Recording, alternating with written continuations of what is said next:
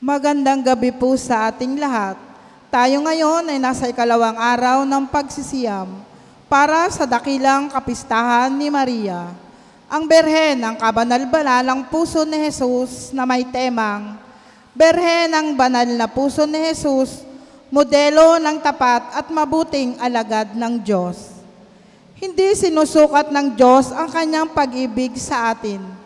Kaya sa tulong ng Berheng Maria, ay ating ipanalangin sa Diyos na naway ang lahat ng biyaya na kaloob ng Diyos ay ating pagyamanin bilang isang matapat at mabuting lingkod ng Diyos.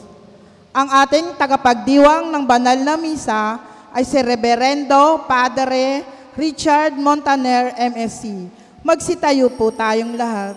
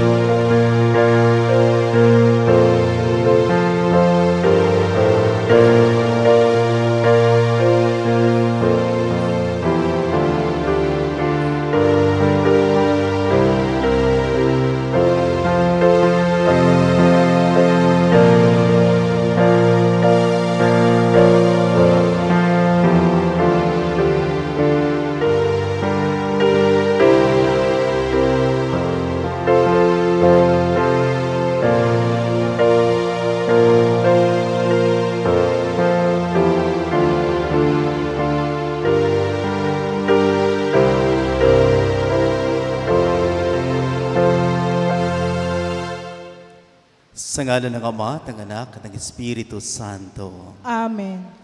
Sumain niyo ang Panginoon. At sumain niyo rin. Mga kapatid, ngayon aminin natin ang ating mga kasalanan upang tayo maging marapat gumanap sa banal na pagdiriwang. Tayo pong lahat, inaamin ko sa makapangyarihang Diyos at sa inyo mga kapatid, na lubha akong nagkasala sa isip, sa salita at sa gawa, at sa aking pagkukulang. Kaya isinasamo ko sa mahal na Birheng Maria, sa lahat ng mga anghel at mga banal, at sa inyo mga kapatid, na ako'y panalangin sa Panginoong ating Diyos. Kawaan tayo ng makapangyarihang Diyos, patawarin tayo sa ating mga kasalanan at patnubayan tayo sa buhay na walang hanggan. Amen.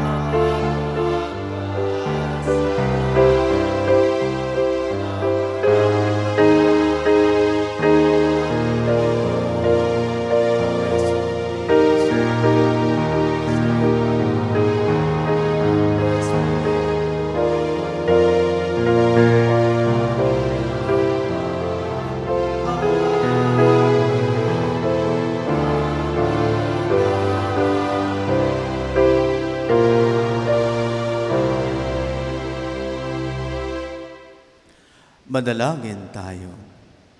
Ama naming makapangyarihan, loobin mong kami ay tuwangan ng banal na panalangin ng mahal na Birhen, upang kami ay lumaya sa lahat ng panganib at makapanatili sa iyong kapayapaan. Sa pamamagitan ni Jesucristo kasama ng Espiritu Santo, magpa sa walang hanggan. Amen. Magsiupo po ang lahat.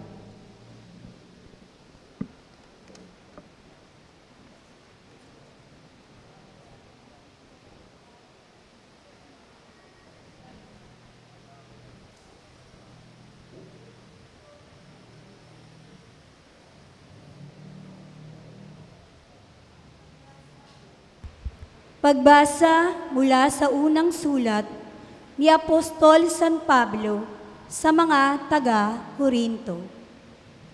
Mga kapatid, Alalahanin ninyo ang inyong katauhan nang kayo'y tawagin ng Diyos.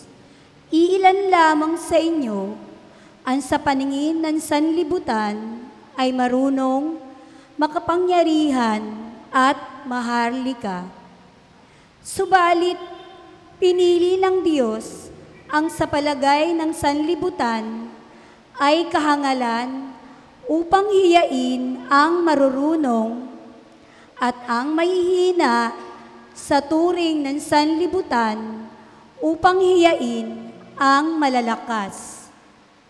Pinili niya ang mga itinuturing na hamak, walang halaga at walang kabuluhan sa sanlibutang ito upang pawalang halaga ang mga itinuturing na dakila sa sanlibutan. Kaya't walang maaaring magmalaki sa harapan ng Diyos. Sa Kanya mula ang ating pakikipag-isa kay Kristo, Jesus na ginawang karunungan natin. Sa pamamagitan niya, tayo'y pinawalang sala ng Diyos, pinapaging banal at iniligtas. Kaya nga, tulad ng nasasabi sa kasulatan, ang Panginoon ang dapat ipagmalaki ng may ibig magmalaki. Ang salita ng Diyos. Salamat sa Diyos.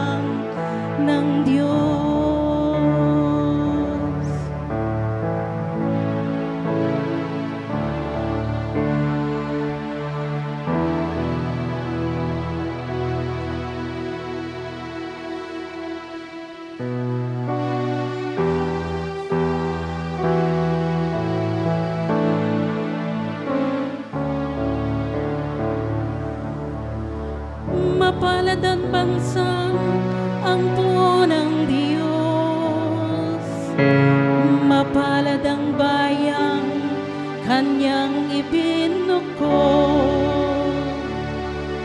Magmula sa langit Kanyang minamasdan ang lahat ng tao na Kanyang nilalang.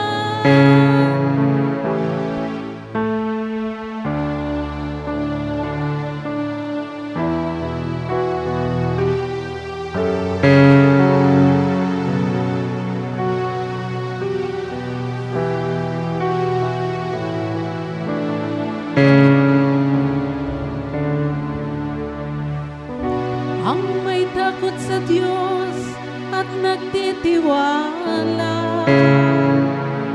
sa Kanyang pag-ibig ay kinakalinga. Hindi babayaan sila ay mamatay, kahit magtagutom sila'y binubuhay.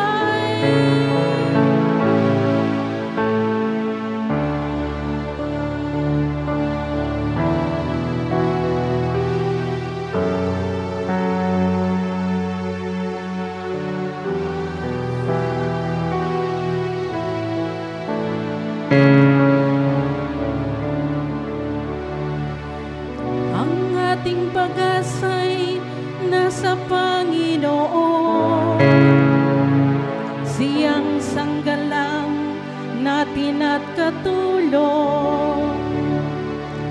Dahilan sa Kanya kami natutuwa, sa Kanyang ngalan nagtitiwala.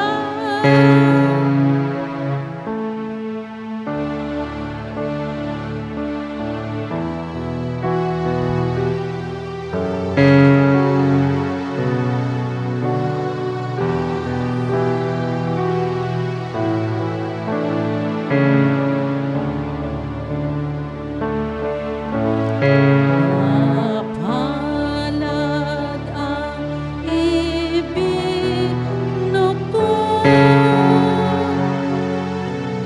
na bansang hinilang ng Diyos.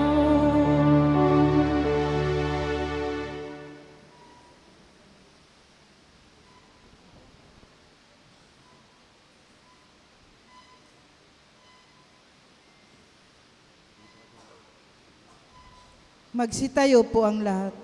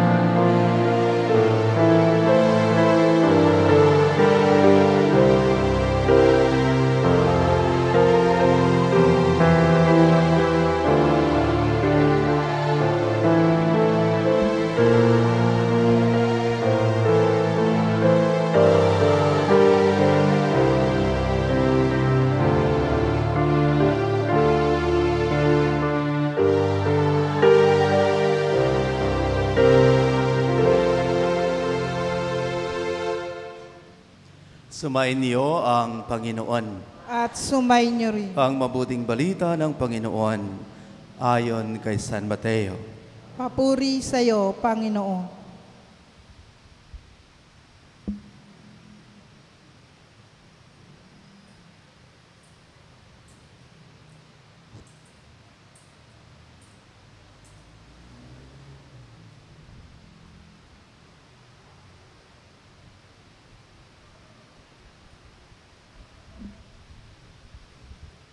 Noong panahong iyon, sinabi ni Jesus sa kanyang mga alagad ang talinghagang ito. Ang paghahari ng Diyos ay matutulad dito. May isang taong maglalakbay, kaya tinawag niya ang kanyang mga alipin at ipinagkatiwala sa kanila ang kanyang ari-arian. Binigyan niya ng salapi ang bawat isa ayon sa kanya-kanyang kakayahan. Binigyan niya ang isa ng 5,000 piso, ang isa namay 2,000 piso, at ang isa pa'y 1,000 piso. Pagkatapos, siya'y umalis. Humayo agad ang tumanggap ng 5,000 piso at ipinangaklakal iyon at nagtubo siya ng 5,000 piso. Gayun din naman, ang tumanggap ng 2,000 piso ay nagtubo ng 2,000 piso. Ngunit ang tumanggap ng 1,000 piso ay humukay sa lupa at itinago ang salapi ng kanyang Panginoon. Pagkaraan ng mahabang panahon, bumalik ang Panginoon ng mga aliping iyon at pinapagsulit sila. Lumapit ang tumanggap ng 5,000 piso. Wika niya, Panginoon, ito po ang 5,000 na binigay ninyo sa akin. Ito pa po ang 5,000 na tinubo ko. Sinabi sa kanya ng Panginoon, magaling, tapat at mabuting alipin. Yamang naging tapat ka sa kaunting halaga, pamamahalain kita sa malaking halaga. Makihati ka sa aking kagalakan.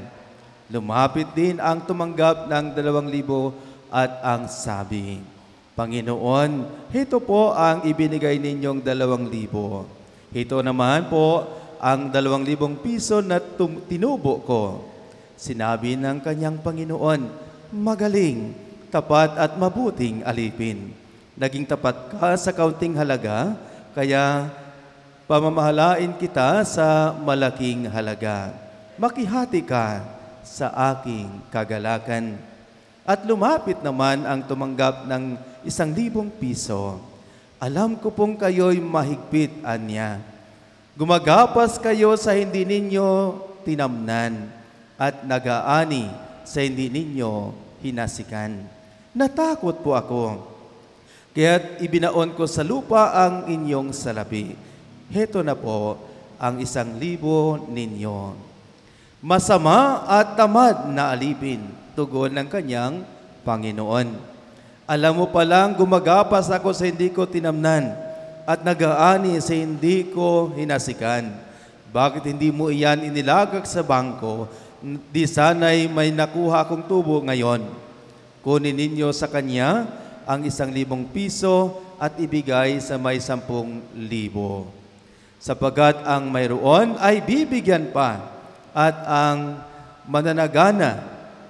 Ngunit ang wala, kahit ang kakaunting nasa kanya, ay kukunin pa. Itapon ninyo sa kadiliman sa labas ang aliping walang kabuluhan. Do'y tatangis siya at magngangalit ang kanyang ngipin. Mga kapatid, ang mabuting balita ng Panginoon. Pinupuri ka namin, Panginoong Hesukristo. Magsiupo po ang lahat.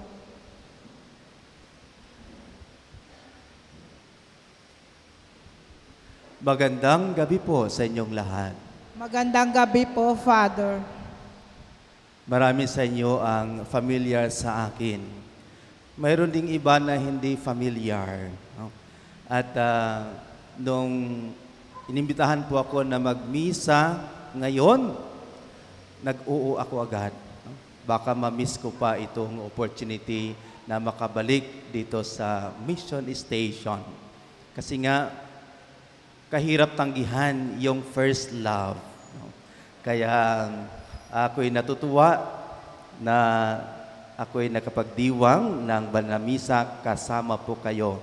Mga kakilala at hindi kakilala ang malaga, tayo ay magkakasama.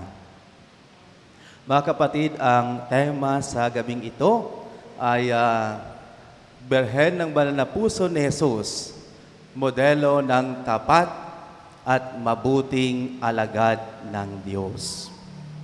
Ang tanong, masasabi ba natin na tayo ay tapat at mabuting alagad ng Diyos? Aminin. Kaya bang sabihin? Huwag kang mag-alala, may modelo tayo. No? Kung hindi pa sa ganong level tayo sa pagsunod sa ating Panginoon, huwag kayong mapanghinaan ng loob. O huwag tayong mapanghinaan ng loob. Tutulungan tayo ng ating mahal na ina. Meron pong inspiring and beautiful quote that says, your talent is a gift, it's God's gift to you. And what you do with your talent is your gift back to God.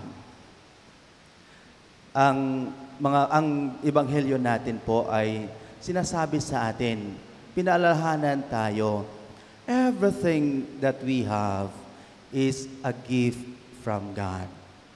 Yun po yung una natin na tandaan palagi. Anong meron tayo? Biyaya po mula sa Diyos. At sa mga biyayang ito, tayo po ay mga katiwala lamang. We don't own anything. Hindi natin pwedeng sabihin, I own this, I own that.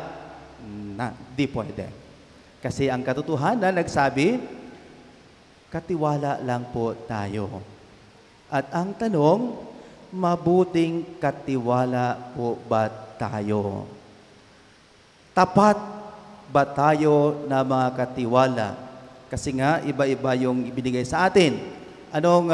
God has entrusted many things to us. Anong meron sa atin? Halimbawa, yung mission station, it's a gift from God. Family, yung work ninyo, yung influence, yung talents, lahat-lahat na mayroon ay ipinagkatiwala sa atin. At yung bilang katiwala, ano naman ginagawa natin sa mga bagay na ito? When you talk about stewardship, it's utilizing or using and managing the resources for God's glory and for the betterment of His people. For the benefit of His people. Hindi yung na tayo ang katiwala, inaabuso naman natin yung mga biyaya na ipinagkaloob sa atin. Halimbawa po, yung issue ngayon na malaki ay yung dati tinatawag natin na climate emergency. No? Pero ngayon, disaster na, hindi na emergency. Talagang sinisira na natin ang kalikasan. Tayo ba ay naging tapat na katiwala sa ating kalikasan? Tayo ba ay tapat na katiwala sa sambayanan ng Diyos? Kaya magandang tingnan natin, ano yung papagkukulang natin? With all humility, anong kulang pa? At ano may nagawa natin para ma-celebrate naman natin? Maging masaya naman natin, wow, I have contributed something to the world and to other people. No? Yun maganda, no? Pero for sure, may magagawa pa tayo. Mayroon at mayroon pa. At ano yon? No? So yung gift and then stewardship, no? Tayo makatiwala. At pangatlo, sinasabi sa Ebanghelyo na ang mga biyaya na ipinagkaloob sa atin ay iba-iba. No? We receive different gifts. Hindi pwedeng pare-parehas tayo. Pangit naman ng mundo kung yung talent ko ay ganun din kayo. No? Siguro sa inyo mayroong magaling kumanta. No? Yung iba naman ay magaling pumalakpak. O di, ikaw tagapalakpak, yung isa ay tagakanta. Match, so perfect combination. Kasi kung kanta ng kanta siya, wala namang papalakpak sa kanya, boring din. No? Halimbawa sa inyo, may magaling magluto. Yung iba ay magaling din kumain. Di ba? So, sayang naman yung kanyang masarap na niluto kung walang kakain. No? Or kung siya lang kakain, for sure magsawa din sa kaluluto na yan. After 1 week, kung siya lang kakain sa kanyang luto, mapagod yan. Mawala ng gana. Pero kung maipakain sa iba, naku po, inspired yan palagi. Hahanap at hanap ng pagkataon na ibahagi sa iba ang kanyang masarap na luto. So marami mga biyaya na ipinulog sa atin. Bahala na kayo mag-isip anong mayroon na biyaya. At kung marami sa iba, huwag naman tayo mainggit. No? Ang kadalasan kasi, kino-compare natin ang ating sarili sa iba. The moment po ginagawa natin yon, tayo'y nalulungkot. Kasi, ang katotohanan nagsabi sa atin, mayroong mga tao na maraming biyaya at more talented than you. At mayroon ding mas talented ka compared sa iba. No? Kaya kung i-compare natin ang ating sarili, sayang. We are just wasting our time. Hindi yan ang pagiging tapat na alagad ng Diyos. Pag marami sa kanila, we have to celebrate. We have to be grateful to God na marami silang biyaya, marami silang talento. At anong meron sa iyo? Be grateful to God. Hindi yung, Lord, bakit kunti lang sa akin? Sa kanila marami. Lord, bakit ito yung katawan ko? Yung kanila ay ganun. No? So, comparing. We have to avoid that. Ang mahalaga na tingnan natin, biyaya ng Diyos yan at para yan sa sambayanan, para sa kapakanan ng kanyang sambayanan at ng mundo. Okay? At pang-apat, may pagsusulit na sa dulo, titingnan kung kaya-aya ba tayo doon sa kaharian ng Diyos, na makibahagi tayo sa kanyang kagalakan. Kung isipin natin, i-imagine natin, sa dulo ng ating buhay at sasabihin sa atin, halika, makibahagi ka sa aking kagalakan. Wow! Ano kaya yung feeling ng gano'n? Na ang Diyos mismo magsabi, halika, makibahagi ka sa aking kagalakan. At yung kagalakan na yon ay hindi matatapos. At yung nangyari sa nagbaon ng 1,000 ay tinapon sa labas. Parang ito yung picture ng hell. Doon siya sa labas. Hindi nakapasok sa kaharian ng Diyos. Kaya may pagsusulit. Ang tanong, papasa kaya tayo sa dulo?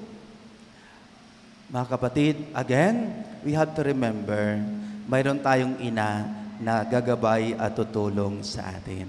Kasi nga, alam natin na with our effort and power and capacity, kulang. Kailangan natin ng grasya ng Diyos.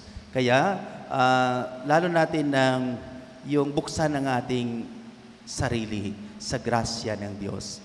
We have to cooperate and we have to respond to the grace of God.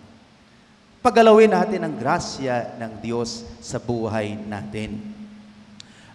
Dahil nga, bihira akong magmisa dito, kaya pa bang dagdagan at habaan ko ang aking homily? Kaya pa? Yung iba na inantok na, tulog lang kayo na, gisingin namin kayo mamaya. No? Okay. Another kwento. Totoong story to, no? In ancient time in Thailand, no? Meron silang golden Buddha. No? At na pag-alaman nila na the invaders were coming. No? At naisip nila, anong gagawin nila sa golden Buddha nila? Baka maagaw, no? Makuha ng mga invaders. At naisip nila na balutin ito ng mga putik, no? Kung anong nabalot nila pa. Hindi makikita na gold pala yon. No? So, yon ang ginawa nila. At totoo nga, pagdating ng mga invaders, hindi nila nakita ang gold, ang golden Buddha. Kasi nga, putik, lupa, dumi yung nakikita nila. No? So, walang kwenta. No? Paglipas ng mahabang panahon, slowly, no, na picking out yung gold, may makikita ka na, no, lumalabas yung gold. At hanggang na tuklasan nila na, ay, treasure pala ito, gold pala ito. No? So sa mahabang panahon na naulanan, nainitan, lahat-lahat na doon ay lumabas ang yung gold. Kaya sa atin din, di ba? Lalabas lang yon kung paghirapan natin. Kung maulanan tayo, mainitan tayo, mahirapan tayo, lahat-lahat yan, para pala lalo tayong gumaling at lalabas yung the best version of ourselves. Kaya huwag tayong matakot na mahirapan, na tumanggap na maraming responsibilities. Kasi nga, dito natin maipalabas ang talento, ang biyaya na ipinagkaloob ng Diyos sa atin. No? Kaya, di natin pwedeng sabihin na, baka hindi ko kaya. Kasi nga, tinignan mo lang yung kakayahan mo. Pero kung isipin mo, yung grasya ng Diyos nasa inyo, ay sabihin mo, ay kaya ko yan. No? With the grace of God. Kaya you have to be humble always. With the grace of God, kaya ko yan. Go! At nandyan naman yung ating ina, go! No? Mahirap yan, okay lang. No? Mahalaga ay, we respond to the call of God. Kaya mga kapatid, isang hadlang para lumabas yung ating talento o magamit natin yung mga talento natin, yung takot. Pag natakot tayo, kawawa tayo. Paralyzed. Yung katulad ng the third servant, tinago niya yung ibinigay sa kanya. Huwag natin itago. Gamitin po natin. Huwag tayong matakot na palpak. Siyempre, maraming pagkataon na di maayos yung ating gawa. Failures. That's okay.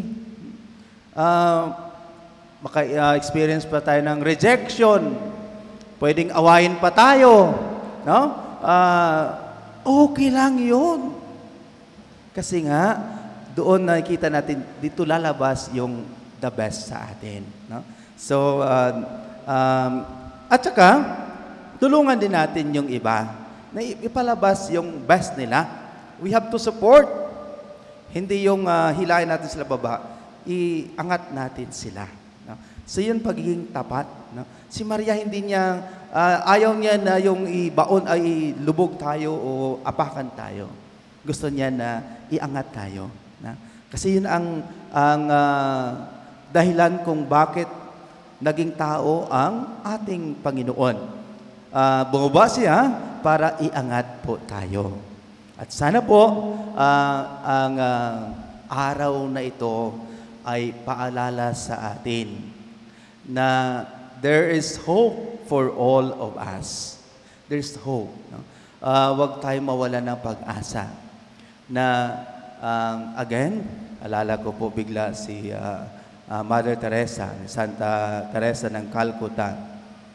Nung tinanong siya, no, kasi nga marami siyang ginagawa, maraming mga tao na ngailangan sa kanya. Sabi niya, paano mo tugunan ang lahat ng pangailangan ng tao? Sabi niya, I'm not called to be successful. I am called to be faithful. Very nice. No? Na just be faithful. Kung ano yung mangyari, it doesn't matter. Bahala na ang Diyos. No? Huwag natin i-count yung, yung galing ko, no? Successful ako, ganun. No? Bonus na po yan. Bahala na ang Diyos sa yan. Ang mahalaga, tapat lang po tayo. No? So, sa paging tapat, we have to count our blessings. And we have to celebrate the blessings of others. And we have to avoid comparing ourselves with other people. Magsitayo po ang lahat.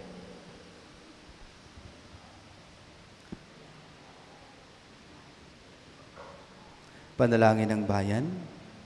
Sa ating pagharap sa luklukan ng paghahatol ng Diyos, isusulit natin ang wastong paggamit o pagwawaldas ng mga biyayang ipinagkatiwala sa atin. Kaysa ng panalangin ni Maria, ang Berhen ng banal na puso ni Jesus, hilingin natin ang tulong ng ating tagapaglikha, ang ating pong itutugon sa pamamagitan ni Maria, Panginoon. Dinggin mo ang aming panalangin. Sa pamamagitan ni Maria, Panginoon, dinggin mo ang aming panalangin. Ang simbahan, naway maakay ang tanan sa Kristiyanong pamumuhay. Manalangin tayo. Sa pamamagitan ni Maria, Panginoon, dinggin mo ang aming panalangin. Nawa ang mga namumuno sa pamahalaan ay itaguyod ang kahalagahan ng sanlilikha sa pamamagitan ng pagtatanggol nito. Manalangin tayo. Sa pamamagitan ni Maria, Panginoon, dinggin mo ang aming panalangin. Para sa ating lahat, nawa ay matularan natin ang katapatan ni Maria bilang isang lingkod ng Diyos. Manalangin tayo. Sa pamamagitan ni Maria, Panginoon, dinggin mo ang aming panalangin. Para sa mga lubos na tumatangkilik sa ating pamayanan, ang Our Lady of the Sacred Heart Mission Station, nawa ay patuloy silang maglingkod ng may kababaang loob at maging mga tapat na lingkod ni Kristo. Manalangin tayo. Sa pamamagitan ni Maria, Panginoon, dinggin mo ang aming panalangin. Ang mga yumao, naway makapiling ng Diyos sa kanyang walang hanggang kaharian. Manalangin tayo. Sa pamamagitan ni Maria, Panginoon, dinggin mo ang aming panalangin. Isama natin sa ating panalangin ang lahat ng ating mga family sponsor at mga hermano at hermana mayor. Nawa sila'y pagkalooban ng ating Panginoon na mga biyaya na kanilang kinakailangan. Manalangin tayo. Sa pamamagitan ni Maria, Panginoon, dinggin mo ang aming panalangin. Sa ilang sandali ng katahimikan, ating ipanalangin ang iba pang mga pangangailangan ng ating pamayanan, pati na rin ang ating pansariling kahilingan.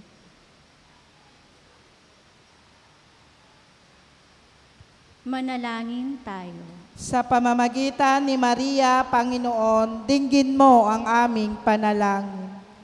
Ama ng panahon at ng walang hanggan, ipagkaloob mo ang aming mga kahilingan habang aming hinihintay ang pagbabalik ni Kristo, ang iyong biyaya ng walang hanggang karunungan. Hinihiling naman ito sa pamamagitan ni Kristo ang aming Panginoon. Amen. Magsiupo po ang lahat.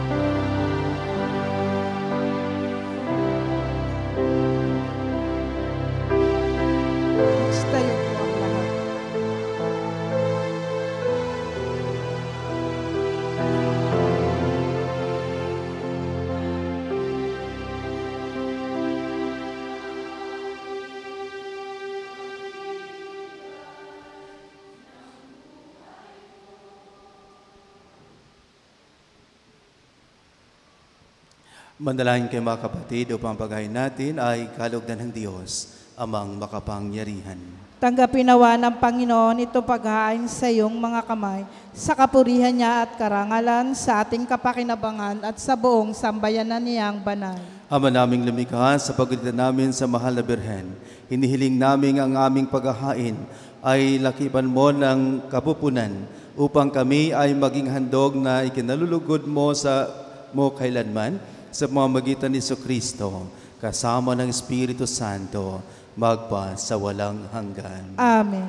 Sumayin niyo ang Panginoon. At sumayin niyo rin. Itaas sa Diyos ang iyong puso at diwa. Itinaas na namin sa Panginoon. Pasalamatan natin ang Panginoong ating Diyos. Marapat na siya ay pasalamatan. Ama naming makapangyarihan, tunay ngang marapat na ikaw ay aming pasalamatan.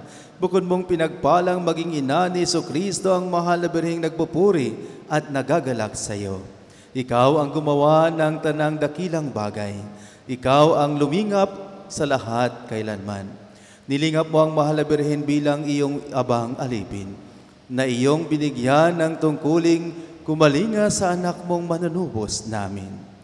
Kaya kaysa na mahal sisiawit ng papuri sa walang humpay sa kalangitan, kami nagbubuni sa iyo kadakilaan.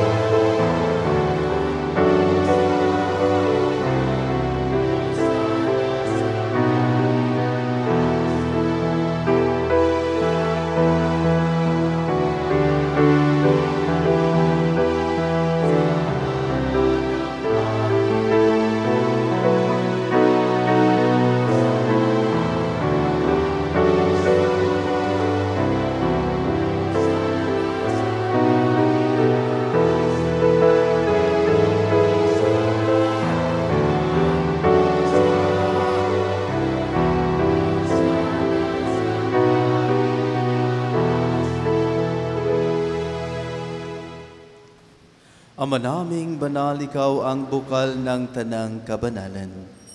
Kaya't sa pamamagitan ng iyong Espiritu, gawin mong banal ang mga kaloob na ito upang para sa amin maging katawan at dugo ng aming Panginoong Kristo. Bago niya pinagtisang kusang loob na baging handog, hinawakan niya ang tinapay, pinasalamatan kanya, pinaghati-hati niya yon, iniabot sa kanyang mga alagad at sinabi, "Tanggapin ninyong lahat ito at kanin. Ito ang aking katawan na ihahandog para sa inyo."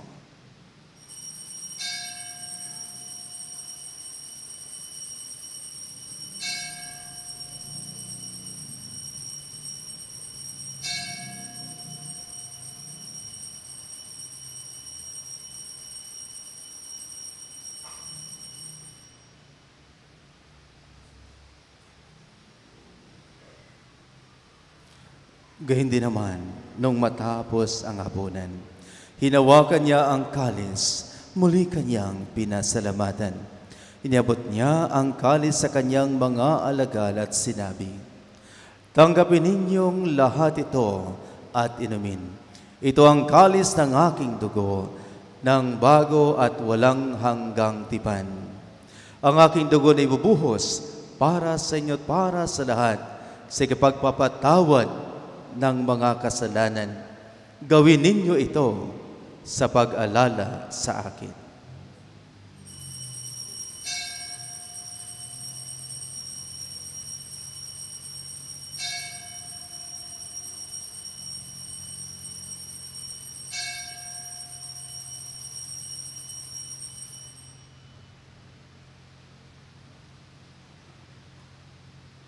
Ipagbunyin natin ang misteryo ng ating pananampalataya.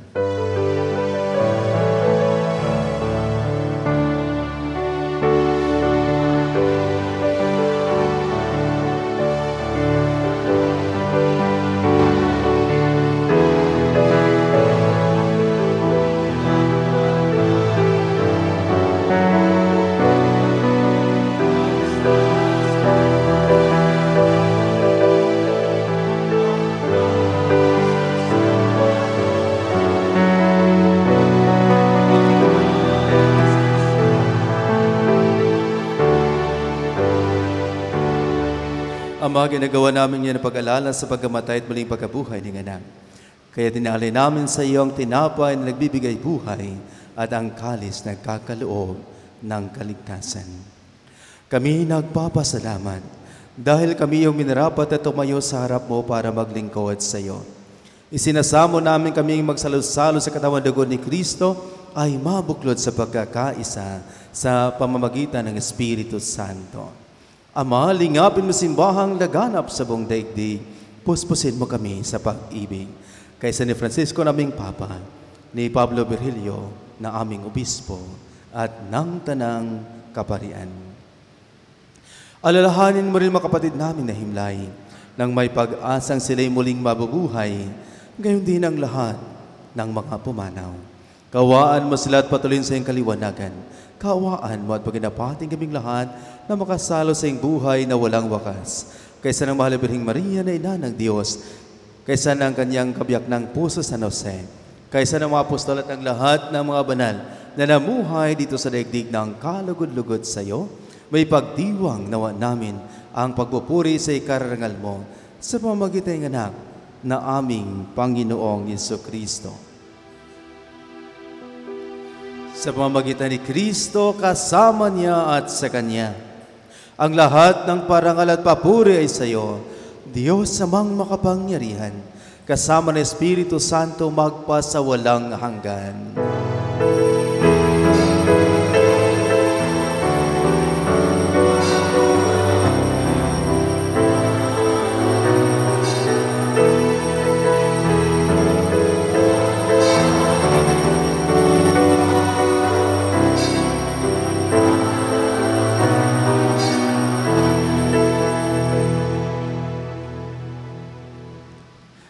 Mga kapatid, ninusalin natin ang panay tinuro sa atin ng ating Panginoong Jesucristo.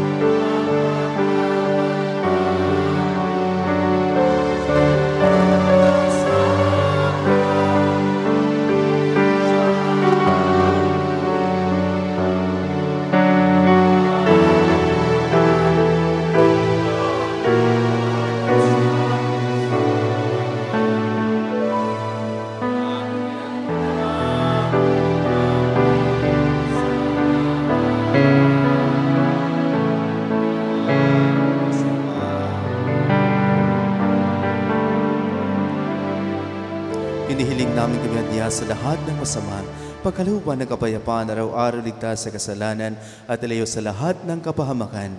Samantalang aming pinanabikan ang dakilang araw ng pagpapahayag ng tagapagligtas naming si Hesukristo.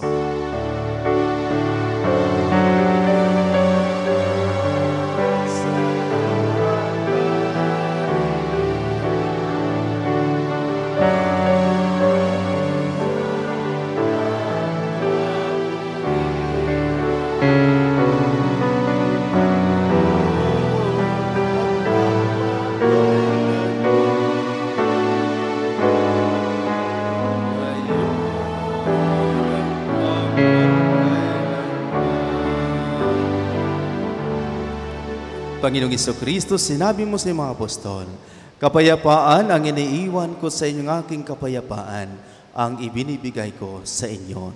Tunghayan mo ang aming pananampalataya at huwag ang aming mga pagkakasala.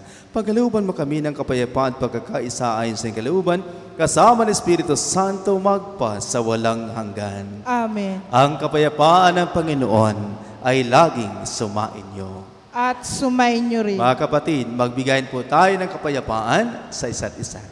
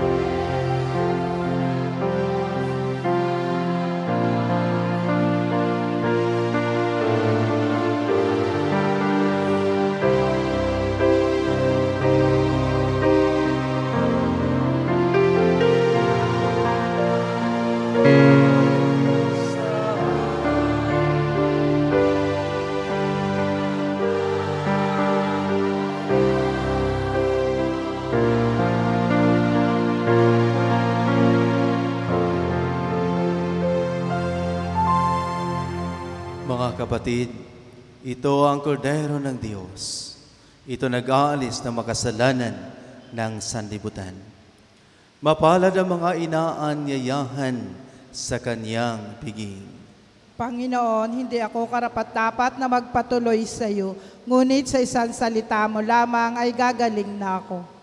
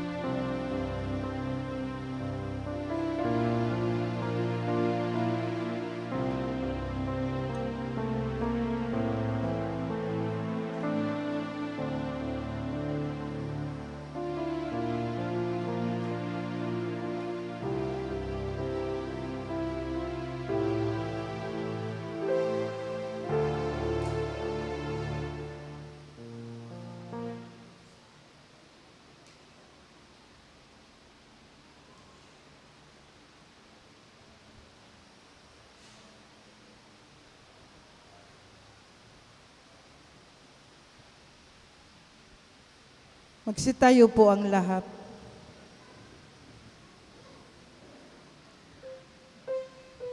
Manalangin tayo. Ama naming mapagmahal, ang aming pagsasalo sa haing nagbibigay buhay sa pagunita namin sa mahal na ina ng iyong anak ay magdulot nawa sa amin ng iyong kagandahang loob upang lagi naming madama ang iyong paglingap sa pamamagitan ni Kristo kasama ng Espiritu Santo magpa sa walang hanggan. Amen. Panalangin sa Birhen ng banal na puso ni Jesus. Alalahanin mo, mahal na ina ng banal na puso ni Jesus, ang mga dakilang bagay na ginawa ng Panginoon para sa iyo. Hinirang kang maging kanyang ina. Ninais niyang malapit ka sa kanyang krus. Binahagi ng kanyang kaluwalhatian. Tinirinig niya ang iyong panalangin. Sa kanya ialay ang aming papurit pasasalamat. Sa kanya isangguni ang aming kahilingan. Na tulad mo'y mamuhay kaming lagi sa pagmamahal ng iyong anak, upang ang kanyang kahari ay patuloy na may sakatuparan.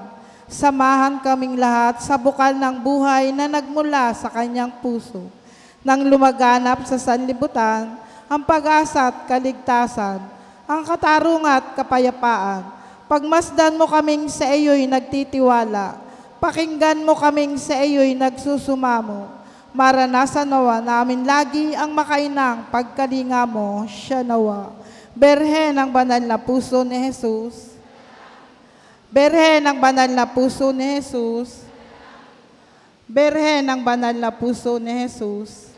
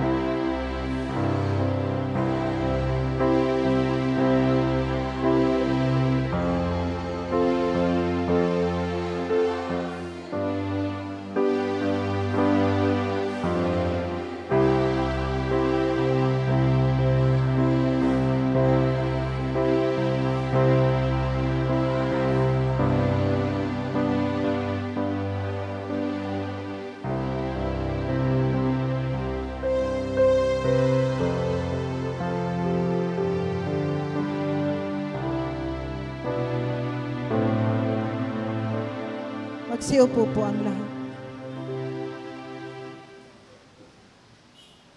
Pasalamatan natin ang mga tumulong sa paglilingkod, ang music ministry, the Eucharistic ministers, Ministry of Azorettes, greeters and collectors, Ministry of altar servers, Ministry of lectors and commentators, Social Communication Ministry para sa ating FB live streaming, at sa ating lahat po na nandito ngayon. Pasalamatan din natin ang sponsor ng misa ngayon ay ang Our Lady of Peña Francia at San Lorenzo Ruiz Chapel. Bukas po ang susunod na sponsor ay ang Kapilya ng St. Joseph. Pasalamatan din natin ang mga family sponsors, ganun din ang mga hermano at hermana mayor sa gabi na ito, na sina Ilpanti family, Mr. and Mrs. William Ching, Singka family. Pasalamatan din natin ang nanguna sa ating banal na pagdiriwang na si Reverend Father Richard Montaner, MSc.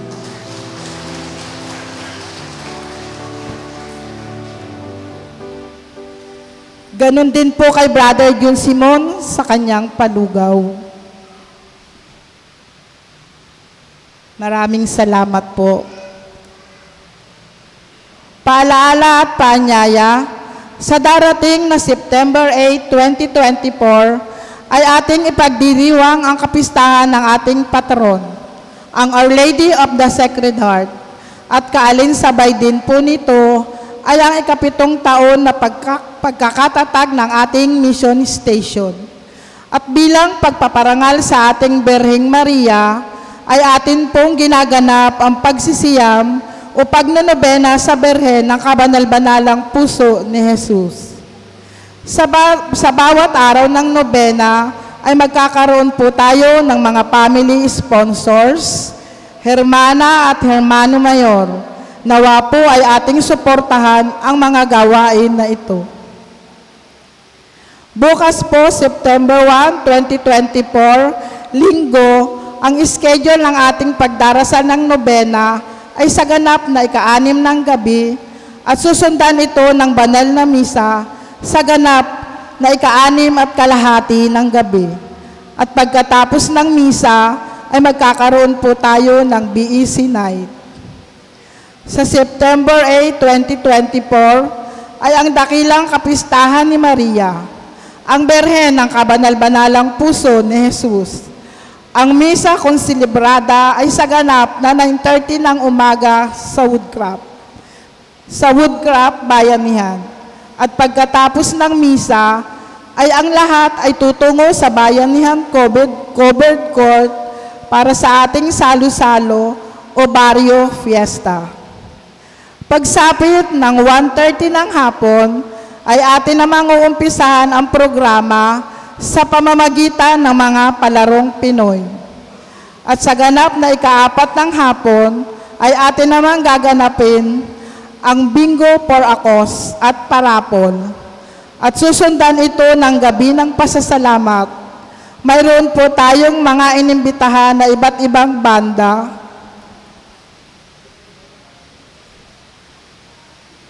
Para tumugtog sa gabi na ito.